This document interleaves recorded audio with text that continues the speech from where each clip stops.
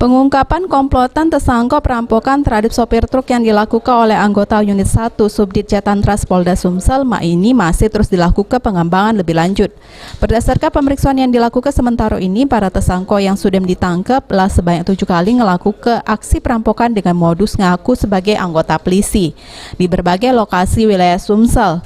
Di antaranya sudah ada 3 korban ngadu ke Polda Sumsel.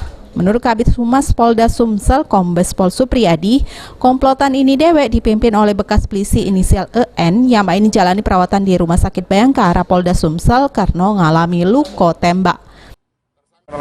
TKP yang mereka lakukan ada 7 TKP dan saat ini sudah ada 3 korban yang melaporkan ke kita. Ya, sudah kita proses. Jadi ada dari tersangka tadi ada 7 TKP yang mereka lakukan curas dan 3 korban sudah melaporkan ke kita. Itu di wilayah Oganilir semua, Pak? Atau bagaimana, Pak? Beragam, jadi tidak hanya di Oganilir. Dengan modus yang sama? Betul. Dengan mereka otak pelakunya adalah pecatan daripada anggota. Selain melakukan aksi perampokan terhadap sopir truk, komplotan ini juga melakukan aksi dengan modus yang sama terhadap wong yang lagi main judi di warung-warung.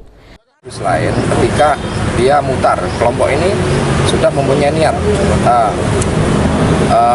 di rumah makan, depan rumah makan ada orang kongko-kongko kemudian lagi berjudi kecil-kecilan, diangkut yang bersangkutan ini, kemudian diperasnya, diambil barang-barangnya. Nah, itu belum buat LP, tetapi setelah kita selidiki memang ada korban.